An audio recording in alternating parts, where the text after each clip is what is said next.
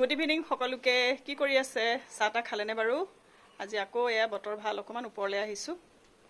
এয়া পাচলিখিনিটো আপোনালোকক দেখুৱাই থাকো সেইকাৰণে ওপৰলৈ আহিছো বতৰ যেহেতু ভাল মানে বৰষুণৰ কোনো মাবাপ নাই যেতিয়া তেতিয়া মন যায় দি দিয়ে অকমান আগতে দিছিলে অকমান এতিয়া বাৰু ঠিকে আছে অকমান ওপৰলৈ আহিলো চাবলৈ আপোনালোককো দেখুৱাই দিও অকমান পৰিবেশটো এইয়া চাওক এটো লিলি ফুলি আছে বগা লিলি আৰু এয়া ওপৰৰ পৰিবেশ এনেকুৱা এইয়া হেপি কি খাইছ ঐ মাইনু ঘাঁ খাইছে এই বমি কৰিবা মই ওপৰলৈ আহিলে আমাৰ এজনো আহে আৰু এয়া চাবলৈ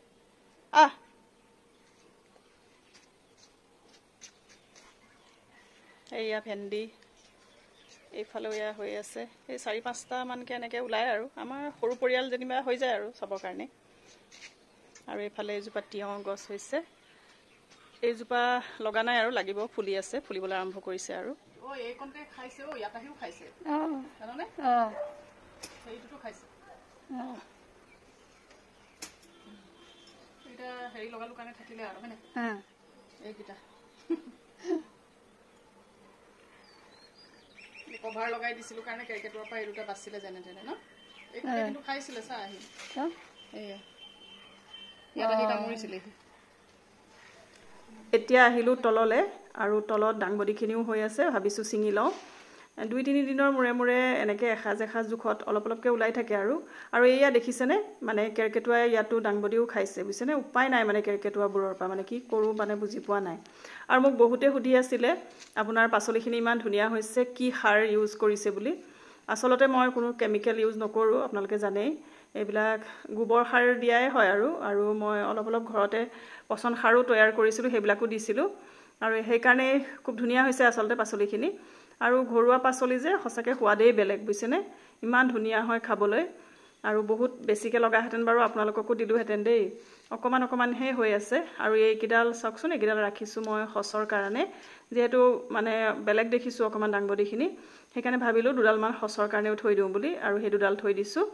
এয়া দেখিছেনে চাওকচোন ইমান ধুনীয়াকে দীঘলকে হৈছে আৰু